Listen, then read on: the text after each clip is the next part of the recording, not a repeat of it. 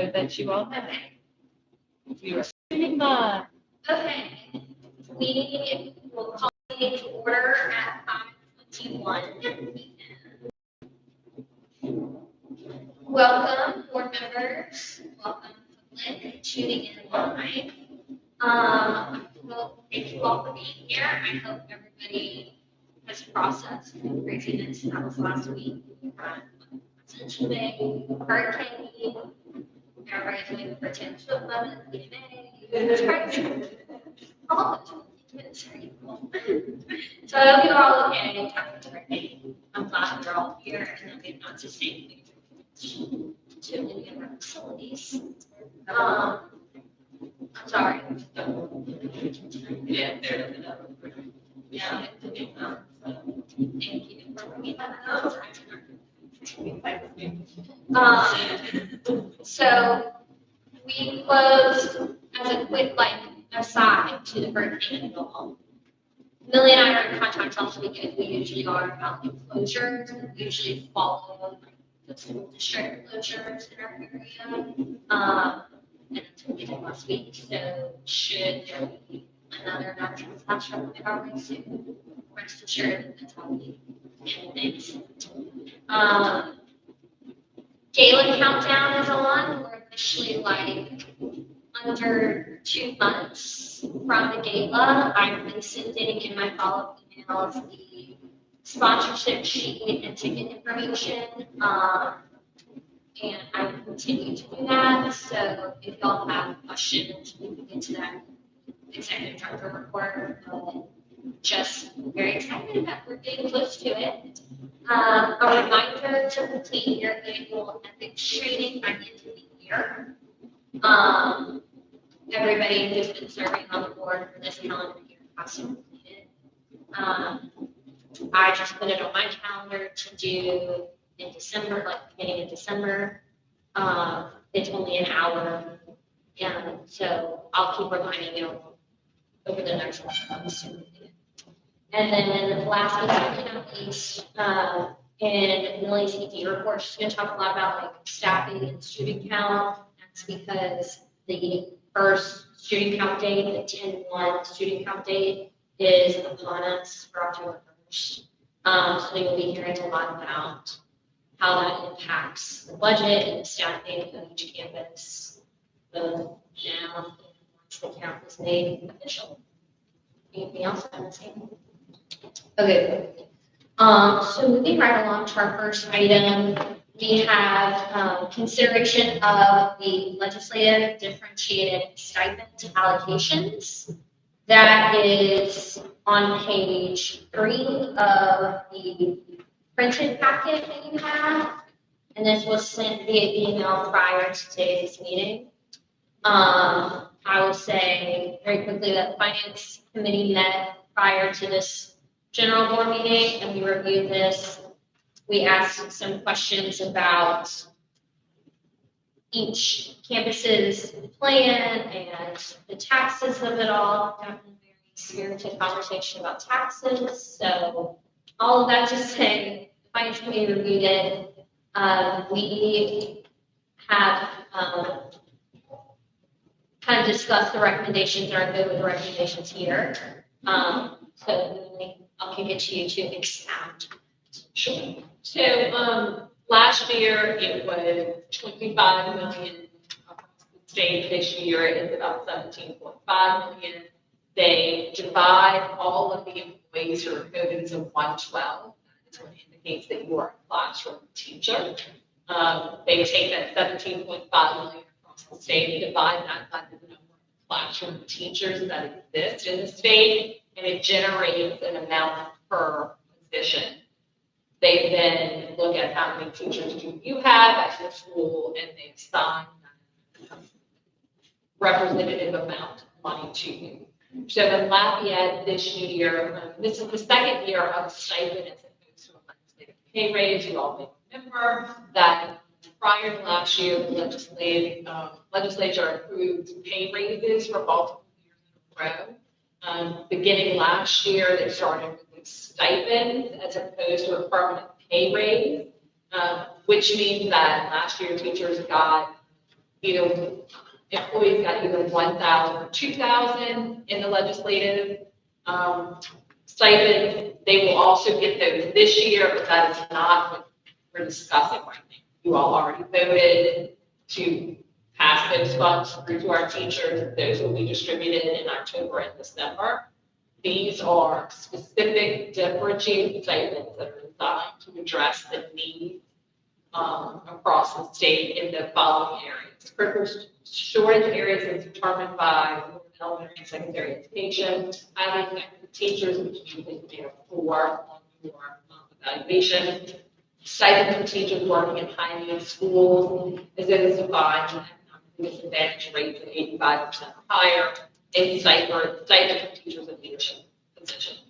So this year, we were looking at a total of $870 in allocation from the DOE and the legislature for Lafayette and matching $87 for retirement, a total of $1,057. We had another $656 remaining from last year, which gives us a total availability of $1,700. We are asking the board not to make an allocation in Lafayette at this time. We're going to come back to the board in the spring with some recommendations. Lafayette is a very small campus, as you guys know. We only have 3 teacher employees there, and we want to make sure that we are using stipends best way possible to impact student achievement, and we'd like to have make that determination. JCFA East this year received an allocation between salary and retirement of $52.43. We had roughly $330 remaining last year to the total allocation of $55.72. We'd like to do 2 things with those funds. We want to use $2,500 of that to fund our ESL English teacher here on this campus based off of the 85% economically disadvantaged rate. And we would split that between the October 20th and February 20th table, and of course, obviously matching the 401k depending on the rate of the teachers' payment in the 401k system.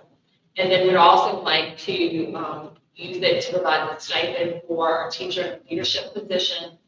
This campus has a teacher liaison, which is for us similar to a mentor teacher, and we would bring that up again between 2 stipend payments, one in October, one in February. It would cost an extra $98, and we would pull that either from general funds or from Title II to cover that $98.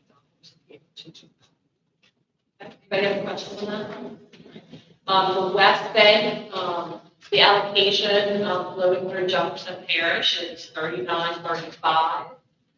We have $6,800 remaining from last year's allocation for a total allocation of $10,762. We would like to use that in 1 or 2 ways, and I'm going to go ahead and make a correction that incorrect with the paper. It says not Lynn, it should be not ESL. They have a Lynn out there. But to provide the stipend to the math teacher at the shortage area, and I think I have that incorrect. Amber, can you look at that amount for stipend? The stipend to the math teacher should be, I don't know, it's for the math teachers, right? It's for the math teachers, right? Yeah, so it's a $2,500 stipend.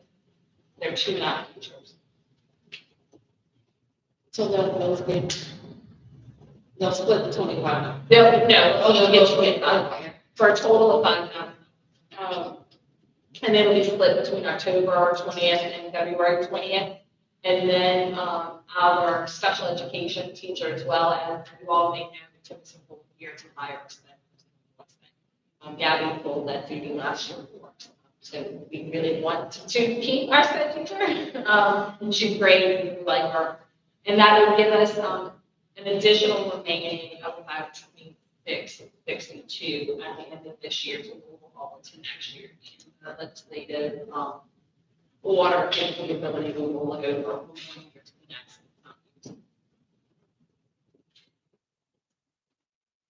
but it will have to be dispersed by December next year. Well, these don't have in December.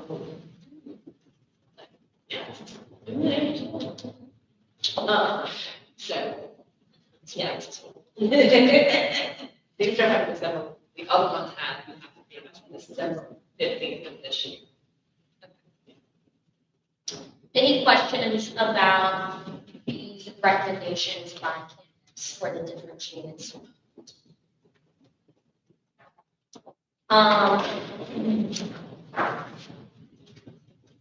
Do I have a motion to approve the 24-25 legislative differentiated stipend applications? Kelly moves. Second. Kelly moves, Candace seconds, thank you so much. Do we have public comment?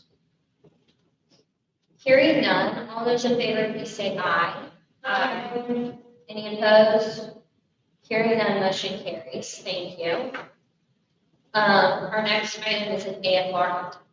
Sure, so, Jefferson Parish requires us to submit our AFR, which, for our new folks on the board, the annual financial report, which is due, to the district in the case for type 1, due to the Department of Education.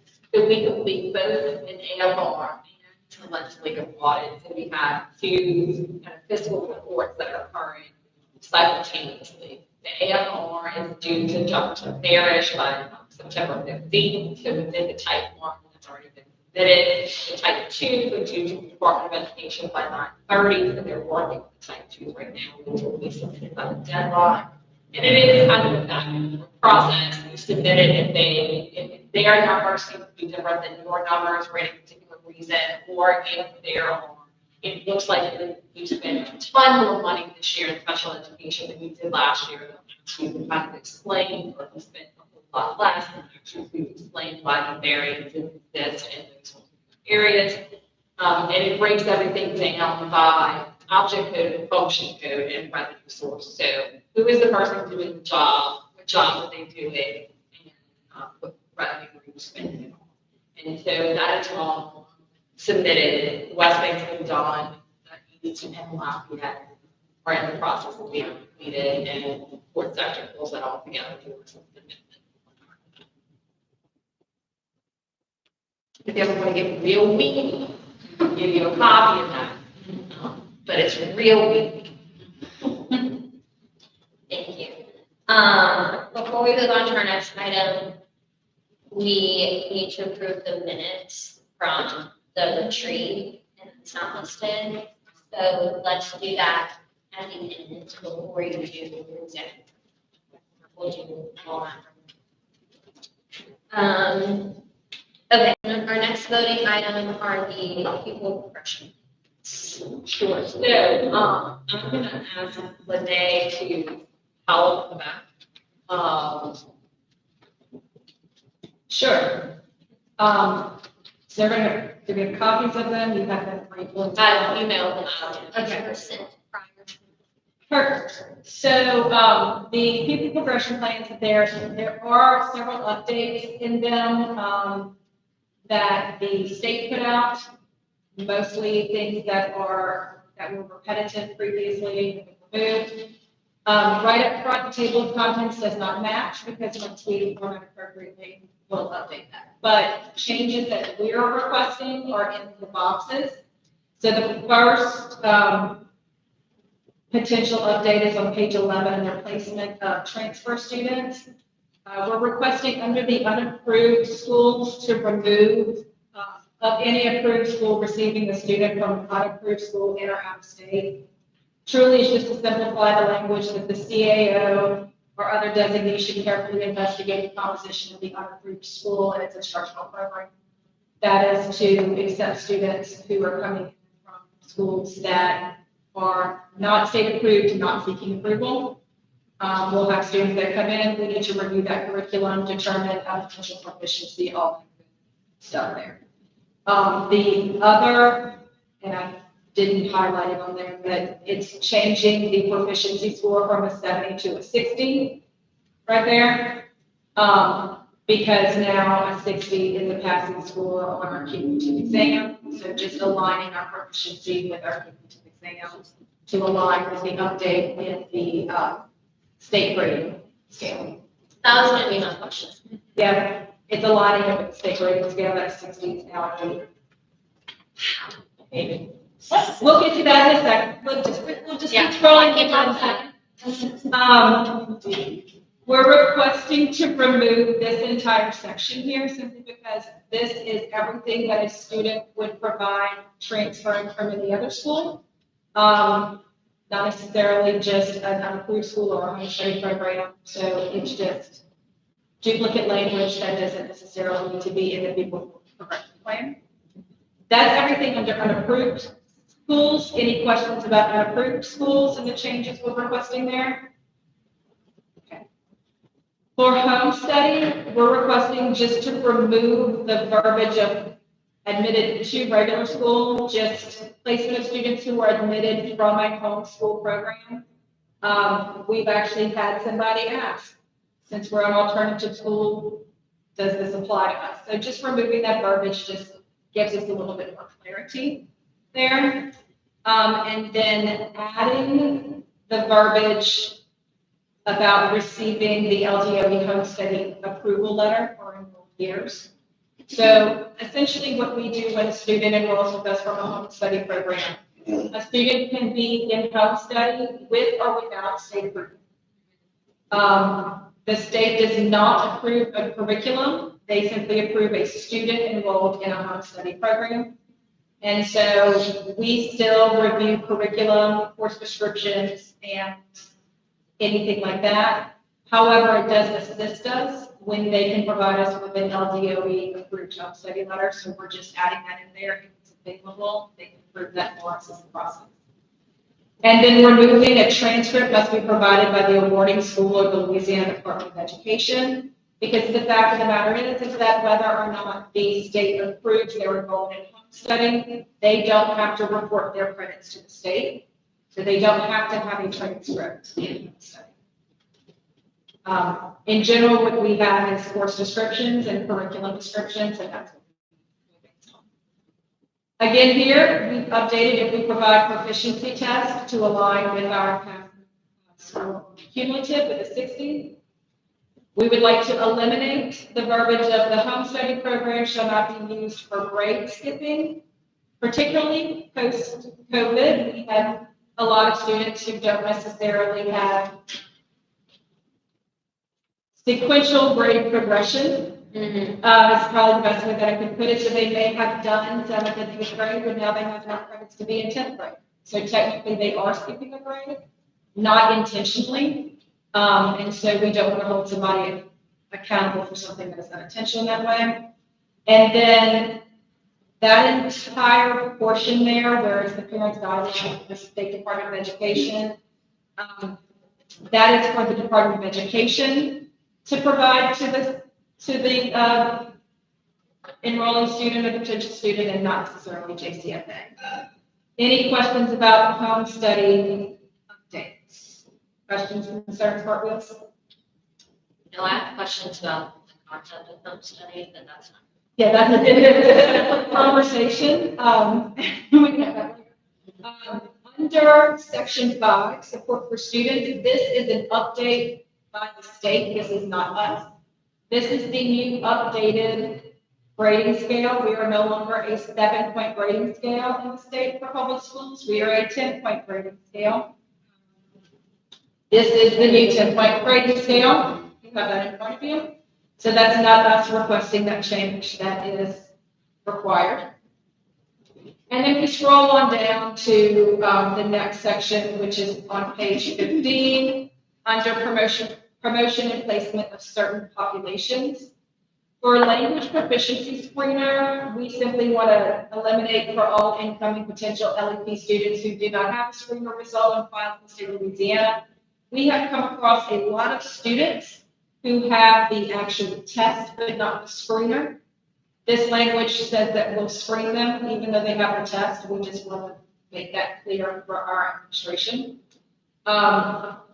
No, we don't know how they ended up testing without a screener, but that's coming from the previous school who used the test. And then placement for English learners without records. We have verbiage in here that mirrored Jefferson Parish language, which said an LEP student entering the student system without records shall be at the grade appropriate to their chronological age. That's primarily for elementary school students. We would place in ninth grade or transitional ninth grade because your grade level is determined by, right? So we don't want a 17-year-old thinking we should be a junior or a senior and they have 0. Any questions about LEP placement population? Okay. Then in the due process related to student placement and promotion, previously it started with the next line of the steps to be followed by a student or parent requesting a change. We want to just clarify that grade levels are determined according to the number of Carnegie units remaining to earn a diploma in their selected pathway. We have had parents recently requested their student be identified as a senior when they are a freshman. And so we want to make sure that that is clear here for our parents. Any questions about due process? Yes, just a question for me to understand. So when you wrote this number of Carnegie units remaining, why is it not earned? Because our matriculation process doesn't go based on credit earned. It's credits remaining because you can have a student who has 24 credits and they're considered a senior in another district, but they still have 12 credits remaining. So they would be a So the senior for 12. 2 years. And so we changed that a few years ago to go with credits remaining, and that's how they're determined. That's their grade level. I knew it was intentional. Yeah, for sure. Yes, indeed. As you scroll on down, the final section is where we have a few updates again. Changing all our 70s to 60s there, just to be consistent. Again, adding grade levels to determine according to the number of Carnegie units remaining to earn a diploma. Previously, we said the following combination of earned Carnegie units and specific grade appropriate courses passed shall determine classification. That was mirroring Jefferson Parish policy when they had 6 credits earned and they had to include English 1 and Algebra 1. That is also updated, but this is just the language below it was already there for us indicating Carnegie units remaining, so we're just trying to be consistent there. And last but not least, we update this to reflect the new 10-point grading scale, including we adopted several years ago that our advanced placement, IB, gifted, or dual enrollment courses would be on a 5-point scale. And then adding that a grade of F will be entered on a student's transcript when they have earned an F. That's just clarifying that. That students who fail a cumulative will not receive the credit for the course and they will receive a grade of F on the transcript. And I believe that's all the changes. Are these changes identical on each campuses? Correct. So they are, all 3 campuses have the same progression plan with the exception of where it indicates type 2 in W1A and W1D, it says type 1 charter, like 026123. It's the only. Any other questions? Thank you for that thorough run-through. Appreciate it. Thank you. Since these are all substantively the same, I propose we do a motion to approve the 24-25 pupil progression plans for all 3 campuses. Do I have a motion? Motion to approve 24-25. Everything. Yes. A great motion. No. Candace moves. Do I have a second? Second. Thank you, Landry. Do we have public comment? Hearing none, all those in favor, please say aye. Aye. Any opposed? Hearing none, motion carries. Our next item is reviewing the student handbook revisions. So there's a lot, so we will go through only the ones that we need that are not required, right? There's some changes that needed to be made as required by law. I would gladly point those out to you all, but they're required by law, they shall be made, right? And we reviewed them, Yes. during their training. So there was also a request from the retreat to address the pronouns and do he, she, they, his, her, their. That will be done prior to submitting all the final edits. Which is right? So obviously we updated the grading scale to match what the state said. There is going to be, we're discussing that there's some language that we changed in the PPP. That language will be reflected, right? So that it's all them. And Catherine's made her edits to make sure that they all address the issue, the changes in the state. This is a topic of conversation. This is what we need you guys to do. Currently, we use the TABE when students come in. They take a TABE assessment. TABE stands for Test of Adult Basic Education. It gives you their fundamental reading and math skills. In the past, when we originally opened, the reason why we went with TABE is because, one, Lafayette Charter High used it. As you all know, Lafayette Charter High. And we used it to determine if they had a sixth grade reading level or above. They didn't have a sixth grade reading level or above. They weren't eligible for enrollment into the Type 1. When we opened the Type 2, having a reading level requirement to test into a charter school was no longer needed, or I should say no longer legal. You couldn't do that. It was grandfathered into the 1, but the 2 couldn't have it. So this came to the Lafayette never had a reading level requirement. And to be very frank and honest with you, without having a reading level requirement, students don't take the test with any type of fidelity, right? And if they take it with fidelity, it take them between 3 and 4 hours to take the test. Most students just come in, click anything, and walk out the door, right? Because they do it for, and we try to explain we're going to use this to try to determine what additional support you need to make sure that we're ready to serve you. All they hear is, as taking the test, it doesn't have any bearing on whether or not I enter the school to go out to right? We have seen some students do it with fidelity, and within our charter, we talk about looking at it as a benchmark space and going back and retesting students. When we do the retest with students, we try to make sure that we're doing that mid-year and end of year, that we're having honest conversations with students, explaining to them why it's important to do it with fidelity, and that they will get, it's a reward system where if you improve by a certain amount, you'll get either field trip, blah, blah, blah, blah. We still just haven't found that it's been a useful tool, and we'd like to change it. What we would like to do is we'd like to move from doing a tape to doing the worksheets on application. And so when we do the worksheets, it will give us an idea of where you are, and then we will do a portion of worksheets after you finish a particular English class, of worksheets after you finish a particular math class, and that will let us know whether or not we're ready. So that you know, worksheets and ACT are the 2 tests that they take as juniors. If they're in the Jump Start pathway, their worksheets test is the test that counts towards SPS, right?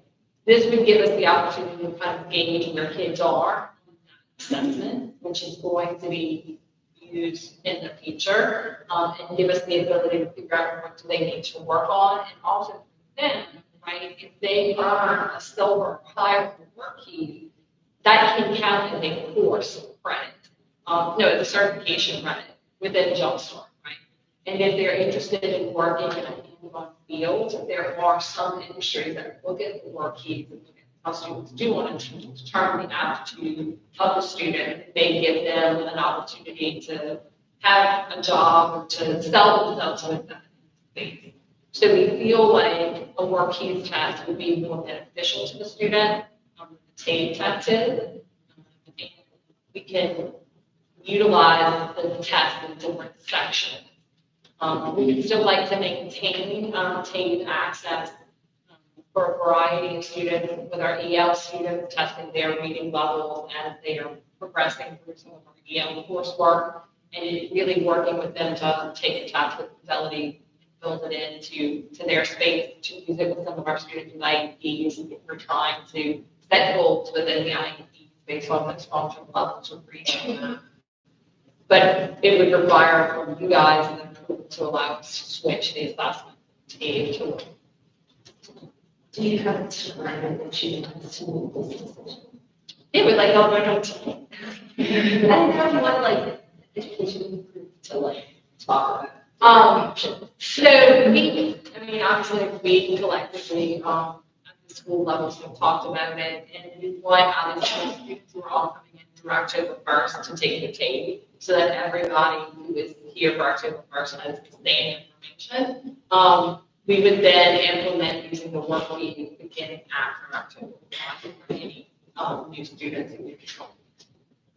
And again, it's not something that has to change immediately now. If you all want to delay it until December and have it go into effect in January, we can also do that as well. I mean, I'm fine with that. So the,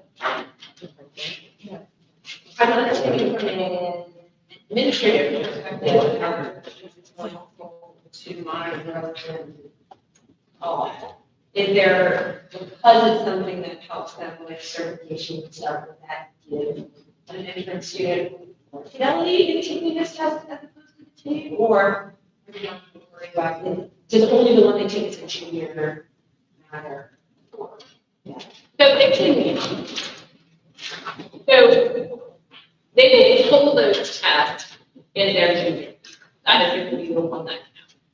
But for us, it would give us an understanding of where they are in that space and help us support them in doing better on that assessment when they're ready to take it for something that counts from SPS. And we feel like it's something that is easier for us to connect to the student with the idea that there is something tangible for you, right? Because if you come in and you make a silver to start with, that can count as an industry-based certification for you automatically. So if you came in and you're coming in to this, take this and it counts as an industry-based certification, that's something that, hey, I can come sit in upon application and get something that I need to start, right? Now, obviously, our ACT, our top students, they don't need that, but again, it can, to parent, it's gonna sound, oh, great, right, my student can take the test and if they score high enough, they can, and we can explain in-house too, it's, tough, they go on the way with us, then, Yeah. but, Still under discussion. yeah, the silver can qualify you for TOPS tech, so it'd be like students can like know, okay, I've already qualified for TOPS tech funding as long as my GPA is where it needs to be, like doing assessment. So hopefully that will get them to take it more seriously and their parents to understand the opportunities to get it to take the test. Awesome, that answers the question. Yeah, so because when they take their work each junior year, it can affect SPS scores, can you give them that same test before then? Like, unless you're like, They can take it, maybe not, which is like the ACT. So the one that they, yeah, It's a 15 time limit. I don't think we're gonna hit 15. yeah, We're not gonna work hit to 50 times? 15. Quite well. 15. Similar to ACT 10 or 12. ACT is 12. Is it a every time? yeah. Yeah. And then do they just take the highest score for SPS, or do they take The highest, the SPS takes the one. the formal when they're junior year? So the SPS, I don't know how this is gonna work now since they've removed ACT as you have to take the ACT. Before, so it actually is your graduate. So their seniors are the ones that they're pooling their ACT scores and their work scores. They had to have an ACT score in order to consider the work key score in SPS. So whichever was higher is the one that they would give in. If you took the worksheet, there's 3 components of worksheet. If you took each of those 3 times and scored differently on each, it was pulled together.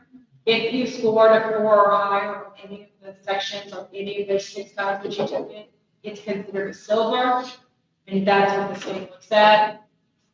Primarily because that's what the worksheet looks at and says collectively you have silver, so you earn this certification. So they can take it to any time they want, it's not even.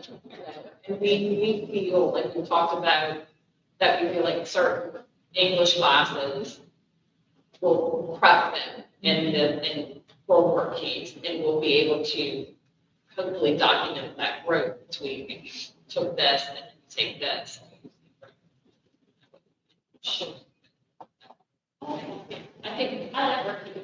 I like worksheets too. I think it's great. I think it's a great opportunity. If we can do that with it, because again, we're just not, they're not taking the fidelity, so it doesn't give us the information we need. Financial question to this, so I know work cases like these two, where you just pay for students, like foods for entrance. Yeah. Okay. When you said you want to maintain access to tea, is that like a purchase thing too, or, okay, so it wouldn't be something like we're holding on to this subscription? No, it's per license. Yeah, and I think we have to have, like, is it 300 licenses? 100 is the minimum. Yeah, so like we have to have 100 licenses paid, which between the 3 schools, yeah, we would use between our ELs and our expense station. 15 people. All right, perfect. All right, perfect.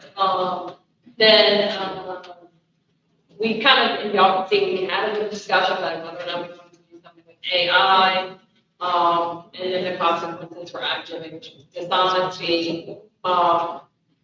We did change this tier where 9th grade and 11th grade were allowed to participate by official hearing, and just updated that to meet against state requirements. We did add in tiered intervention to make sure we now have access to the reading and math intervention on all the local campuses, and we wanted to make sure that we were addressing that. Again, just updating some of the supports and how we would do those supports in the tiered intervention.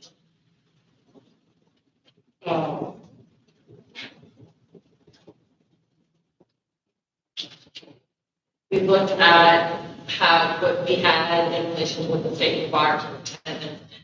We're along with that.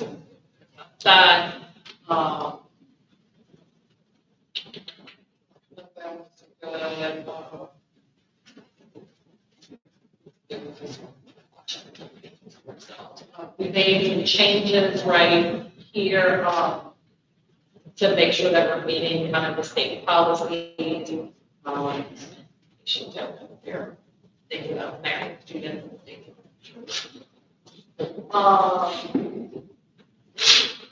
We have talked about this multiple times, and before we add them in, and I feel like we've got them approved multiple times. We want to add in things in Pelican as acceptable outerwear. Y'all good with that? Yeah. Okay, all right. Yes. Okay, all right. Yeah, so, Is it not really called? well, no. It's a college or professional. Local professional. Yeah.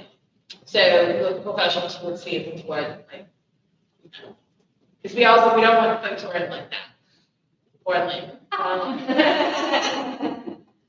Local professional. We want to be very specific. Just, we do Black Hill Friday, you know, we do those things, so. Well, if we added local professional sports team, then no local would be. That's my comment. Which category that you would like students to still there? You made a shrink for it. That's right. They think they're. I'm so sorry that I lost it. No. Of the state to the Cowboys, and said, all right. And they all looked at me like, Jared, what's your problem?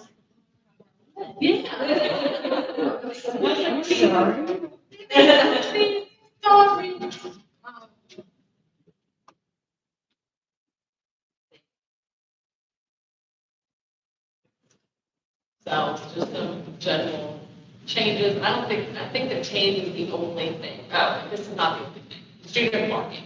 So a few years ago, we originally had, needed to have a valid driver's license and insurance to park. We removed valid driver's license and insurance a few years ago. When our insurance agent reviewed our policy, they came back with it. You should really require valid driver's license and insurance if you're going to make permits and park.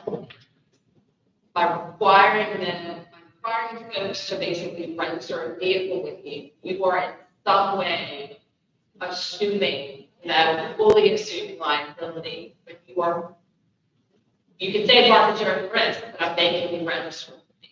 So if we're gonna make people register with us, then we should require them to have valid license and insurance. All of the other local high schools require valid license and insurance. Where do you all fall on valid license and insurance? Do you recall the Why? conversations of why? Yes, we removed it because where the worst felt like it would be unfair on non-students. And I don't disagree with that, right? I also look at liability for the organization and yeah. What are so like if a student is permitted, and then say a student wants to come to school and isn't like a guest parking option, visiting in person option, they can take advantage of, or like. So this has been a frustrating space for me since we put in the idea of permanent parking. If you don't enforce it, what is the point of having policy? Right. We wanted it in place so that we could maintain some sort of safety within our spaces, right? And in particular on this campus where we have the community that parks in these spaces, to be able to go outside and say, that's a JCFA car, that's a JCFA car, that's not a JCFA car, right? Is helpful from a security standpoint. The only way we can do that is if we have a permitting process and we do it with fidelity. The only campus that's really good at it is not everybody, teachers, students, everybody is one, right? I agree with you that like what happens, no, like you can get a temporary, right? You can come in and get a temporary parking pass. It just becomes, do we require valid license and insurance to park on campus? Or do we not? The insurance company, I mean, we have our insurance, they're not gonna pull our insurance, but should something happen, right? And they said, we should have this, and we don't have it. So, You know, or we still fully covered. Like just the location of it would be more difficult for students to like, right? No, they work in the neighborhood. Okay. Because they know that they park on campus there. Exactly. Well, they could, And we don't have any liability. correct, and so this is where the server spins, right? Because the issue on this campus, when we decided to remove it, is that there weren't students who were parking in the community, right? And the issue becomes, what do they have in their vehicles? Because we were having some of those issues. So their cars off campus, we can't search it. And does the community? The community could care less, but it was the substance that is coming in the building and going back to cars that are not within our purview to search because it's on one property. So it creates the whole kind of like, either way, right? Now, I mean, like I said, there are kids who park in the community because they know that if they park on campus, they're going to get charged. So they So don't you park. do personal searches if you're in the school, they're on the school. You can say, but then you can't charge people. Yeah. Yeah, but I mean, if it's in their car, school, it's like, at some point, it's not really, what are you gonna do? Well, if it's in a car, It's a student for having drugs right in front of campus car on campus. Yeah, and it's part of the camp. No, I You know what I mean? Like, that's what I'm saying, like, where is this line of like, well, sorry, but here's my question to kind of complete the picture. Currently, if you come to park on campus and you don't have a permit, how is that? In Lafayette, they make you charge yourself to get the permit. Okay. Well, Meredith said, you have a permit, then I need this, or you can't work. but no one's like walking in the parking lot and checking. Theoretically, no. Okay. Right, but Meredith knows, like, if you are getting dropped off, Lafayette, is this, Yeah. right? On these local campuses, they are not good at following this policy. Like, I would say they Of issuing probably, permits. correct, I would say they sporadically remember to issue permit. So, the benefits would be good for insurance. Good for safety. Downsides are hard to monitor. Possibly, not discriminatory. Exclusive, Yeah, excluding. and I guess able to search is also possible. Yeah. And so have you had issues by removing the requirement? Did we have like a significant amount of permitting done because that requirement was removed? No, but we do know, I mean, we know that there are a number of students who drive to campus who do not have valid driver's license. People say, don't tell them you get my driver's today. Yeah. Because they don't have a valid. Will there be a deterrent for them to come if all of a sudden started? Well, that's the space that we're in, right? Like, either we have to recognize that, like, we don't want to have a permit space and not get a permit, and then we don't have to ask anybody any questions. Or we need to help students meet the legal responsibilities of driving, right? Like, how do we say, okay, we don't have a driver's license, we can give you 180 days in which to get a license. You know, I mean, is there like a leniency where we're working with them, but we're not, right? It's very, we know that unlicensed kids and adults are on property. Yeah, I know. Yes, we're giving safety. Yeah. Yeah, well, And we that's. think they're required legally anyway. But I don't want to go unlicensed and. But, like, People. But are we, if they are part of the neighborhood? Part of it. I don't know. Yeah. Well, we can't, we're not. Yeah, I think that they would absolutely work in the neighborhood, right? I think they would absolutely work in the neighborhood. I don't know if it would be, we have, I don't think, and I could be wrong, I'm looking at two who've been here a long time, I don't think we've ever had complaints from anyone in the neighborhood of students parking in the neighborhood. Our concern was if they have an excuse in which to park in the neighborhood, then they may utilize that excuse as a way to circumvent being searched. But they would also do that anyway, right? I mean, if I'm, that would be wrong, yeah, obviously it sounds like we had somebody not necessarily third. But, I mean, if I know I'm not confident about bringing it, you know, when it gets served, of course we'll call. Right. But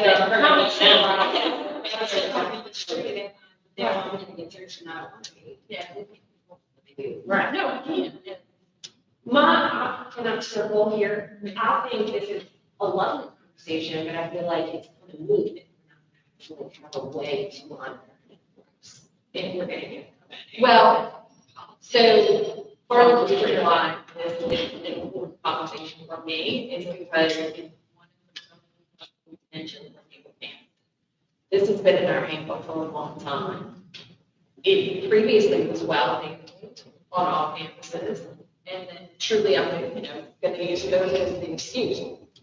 People just kind of stop doing those things, and we need to get back to doing it because we have people who are on duty outside all the time. You should be able to scan and see who's parking in the parking lot, and do they have the credentials in which to park?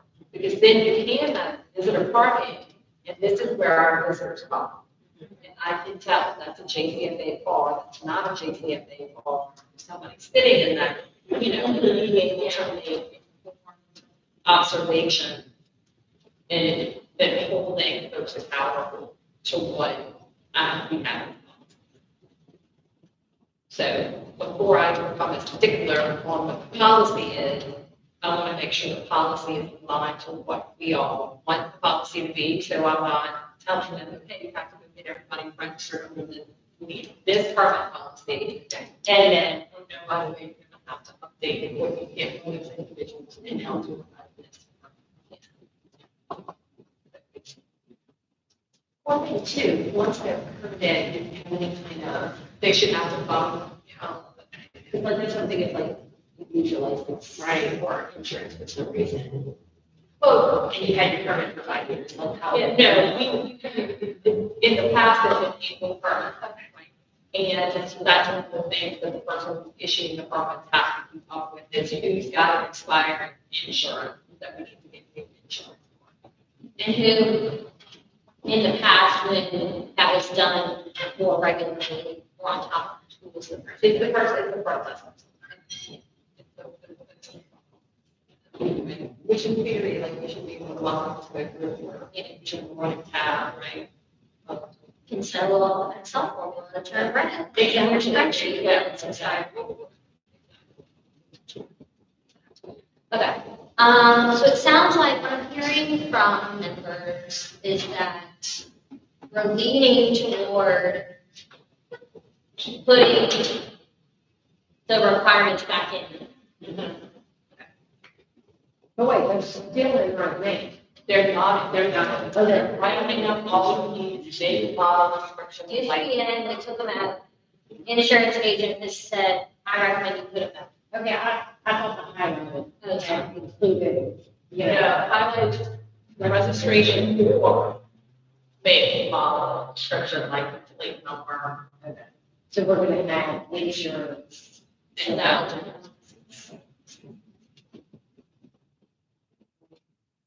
It just, it does say for students.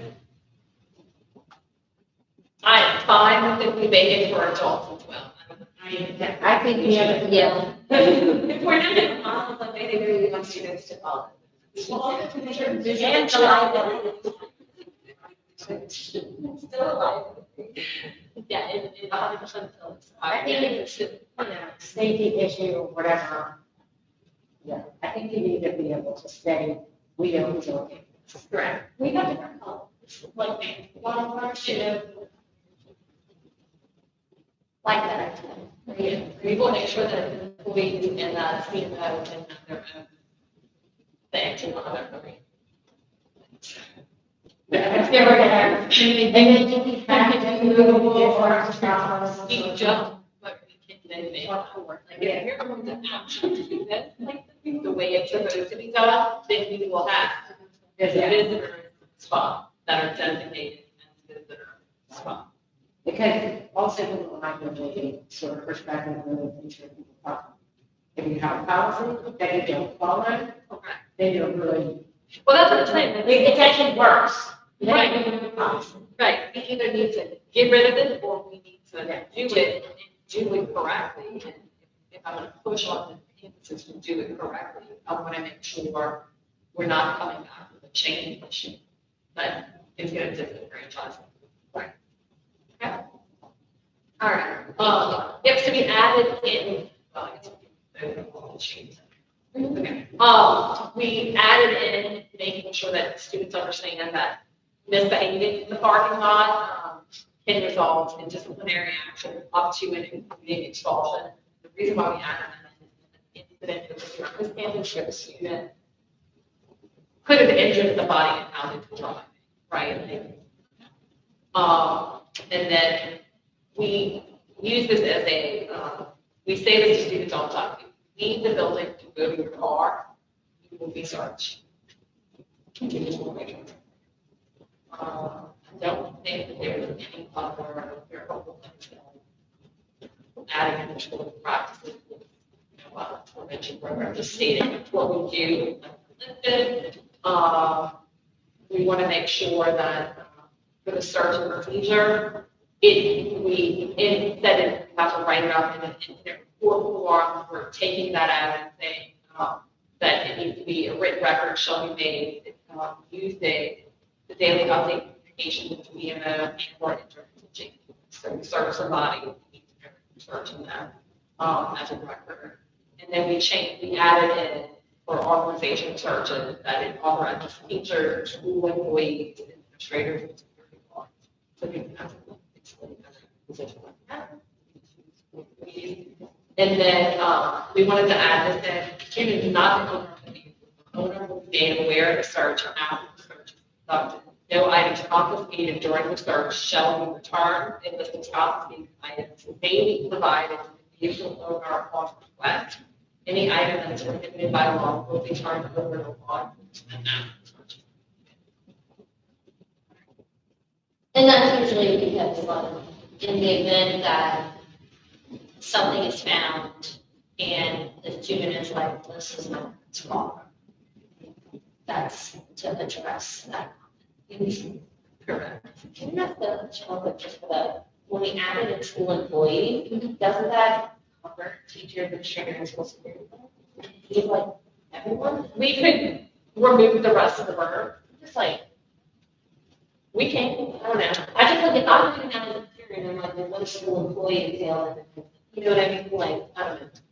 I don't personally care about that. I mean, it's just like, it was like, but that's just. As a person that team vehicles at the beginning of the school year, the lessons. Yeah, no, we can, I'm fine, like, I'm going through just saying JCFA authorized school employees. Yeah. Yeah, we can, like, I know that's like, it's just like, that was fine.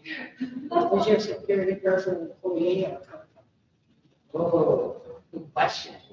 Well, that's the other thing, we do have, right, so like, our CIS, social worker, not an employee, she's a contract. She would be looking for it, or she was not. Well, she considered her part of administration. Okay. So the one. Yeah, because that's not maybe JCFA. Yeah, okay. And then this is underneath the grievance procedure, and it previously said appeal hearing, but it's not an appeal hearing, it's a grievance hearing, right? So like the firm, you would get a hearing for a grievance, and then you would appeal it on that. So correcting the grammar there. Taking out district and making it JCFA, and grammar. This language that was added in the brief comes directly from the new law, right? Thing there. If y'all don't know, it's illegal. So they want to. Everybody gets handled. Again, changing district to JCFA. We wanted to make sure that we were clear that if you participated by JCFA student, whether you are under our supervision, right? Inviting a JCFA student walking. That's a no-go for us. Possessive, operate any electronic or telecommunication devices during instructional time or in the building, right? So we used to just be uses, but now you can't have, for us, you can't have one in the building. You can't take it out. that's operates. Because that's his board. Or still. Yeah, it's still there. Okay, hold on. So then should that be possessed? Yeah. Okay. Go teach yourself. Look at reading this, it's And then we'll add in number 19, because that's the same tobacco product. Should be possessed there, to match the language again.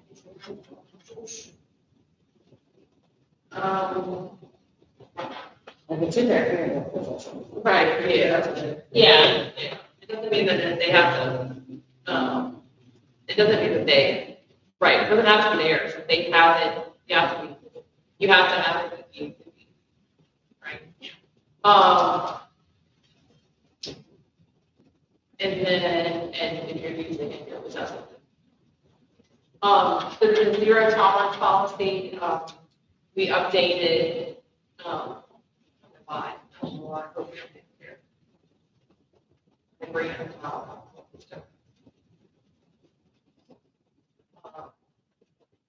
We just did. Oh, font size, okay. What is different there?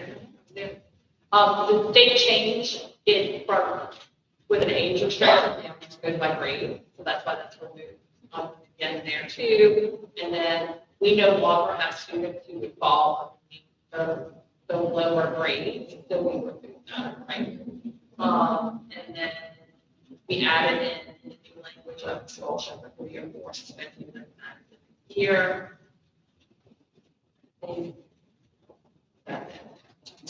Yeah, okay. So, once, just for a process question. Yeah. Once we vote on whether or not we approve these changes, y'all will go through, all of them. And then could a final copy be provided to me to review, or does it need to go to the whole board? Well, if you will, the changes made, I can provide all of you a copy of, right, the final document, which like prior to the date. Okay. That works for me. So we're working on this. You want us to tell you? Editing? Not right now. No, okay. That's well, any other substantively related questions to the handbook that are not If you all, copied? yeah, you all have access to it. So if you have any recommendations, I don't know. Okay.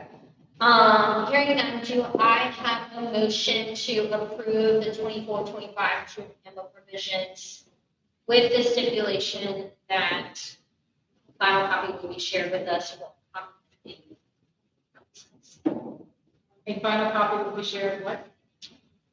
With the board. Thank you. Kelly moved to, accept handbook provisions as stated today. And then we will get up on a couple of Do I have a second? Second. Thank you, Candace. Any public comment? Hearing none, all those in favor, please say aye. Aye. Any opposition? Hearing none, motion is approved. Thank you so much. And now, pursuant to our conversation earlier, do I have a motion to amend the agenda? I would like to amend, a motion to amend the agenda so we can adopt the 2024 BOG retreat agenda. Minutes. Motion to amend agenda so we can approve the minutes was made by Nina. Do I have a second? I'll second. Thank you, Tara. Do we have public comment? Hearing none, all those in favor to amend the agenda, please say aye. Aye. Any opposition? Hearing none, that motion carries. We have amended the agenda to approve the minutes from the retreat, which are on the back of page 1 and front of page 2. So I will give everyone 60 seconds to review those.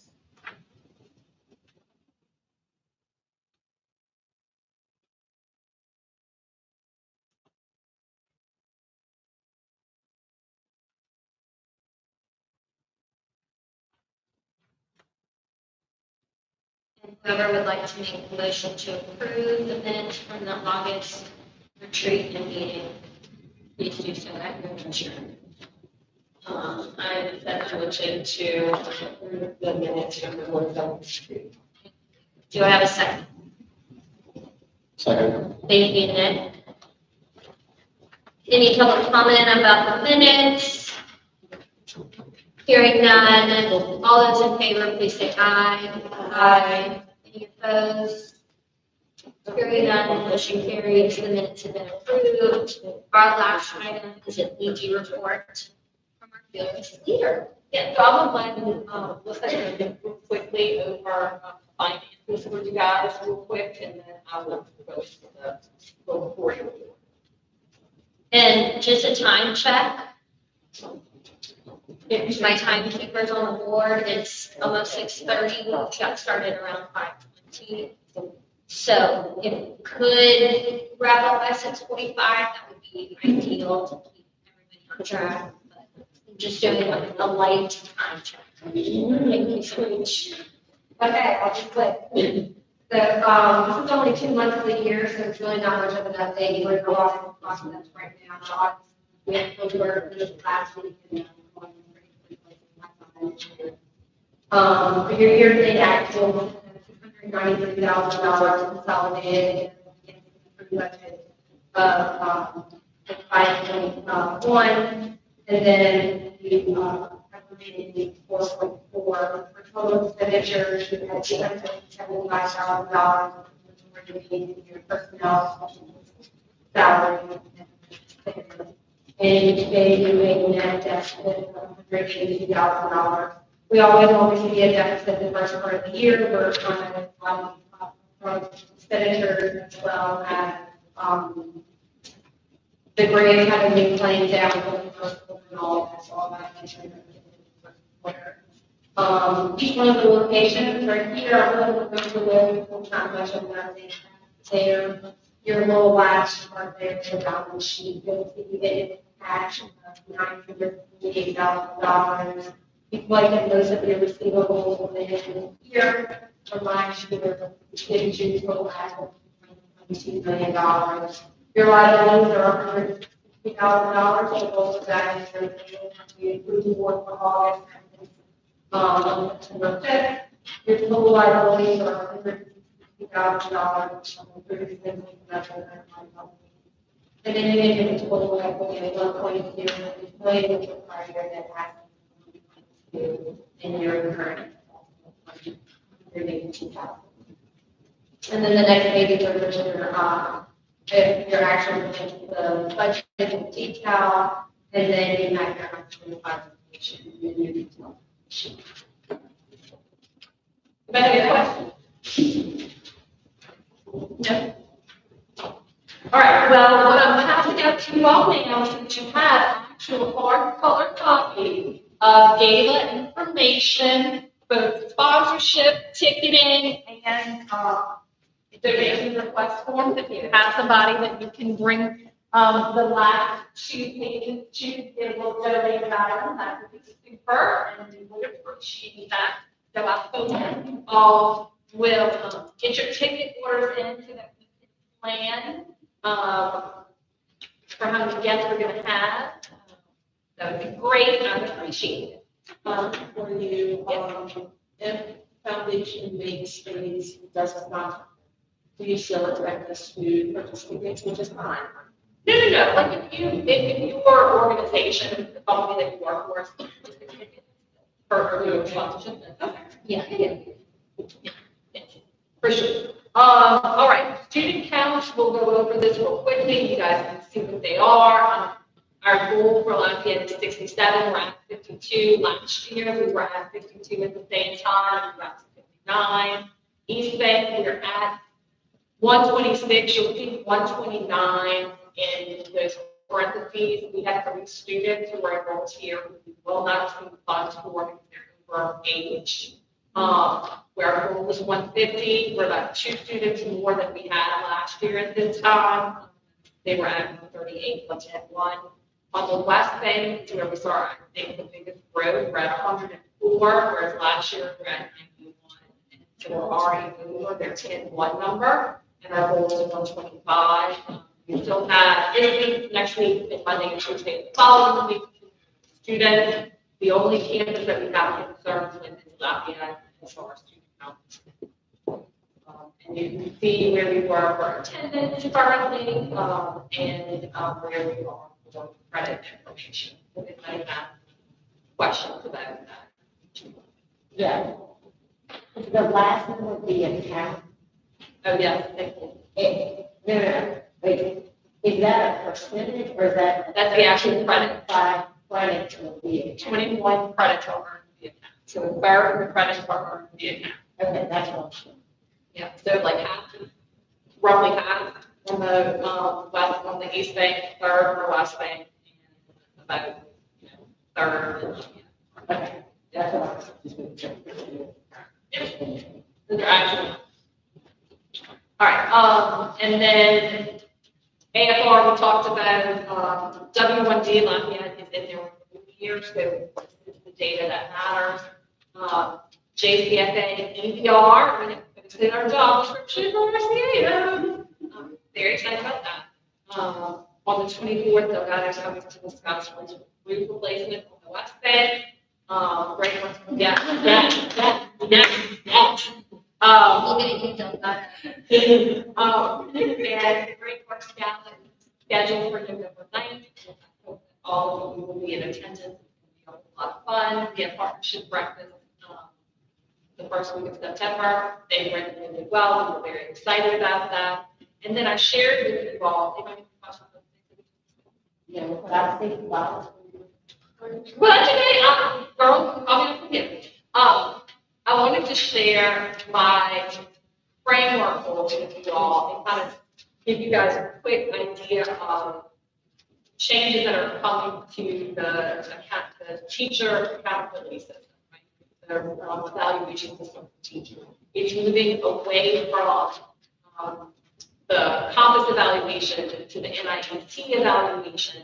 And when we talk about what it's going to look like, they'll be using something called the framework. And they'll have the beginning of the year conversations, conferences, check-ins, the end of the year, and so on and so forth.